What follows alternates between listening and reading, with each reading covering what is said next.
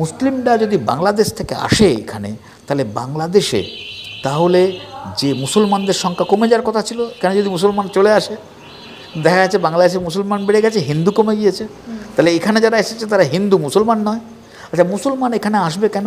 যদি আমি মনে করি যে এখানে কাজকর্ম খুব ভালো, এখানকার চাষবাস খুব ভালো, তাহলে হচ্ছে এ দেশে আসবে।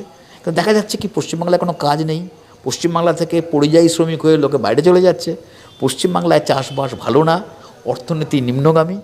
আমি অনেক আগে দেখেছি যে এখানকার 100 টাকা দিলে বাংলাদেশের 28 থেকে 31 টাকা পাওয়া যেত, আর এখন আমাদের 100 টাকা দিলে বাংলাদেশের 75 থেকে 81 টাকা পাওয়া যায়। লোদের অর্থনীতি উপরের দিকে উঠেছে।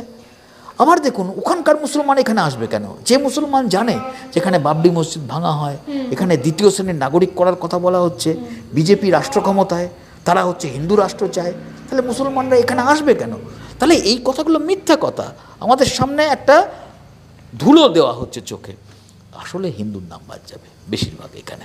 এবং কোন হিন্দু? গরিব, তফসিলি, আদিবাসী, প্রান্তিক মানুষ, যার কোনো কাগজ নেই হাতে, সেই লোকগুলো বাদ যাবে।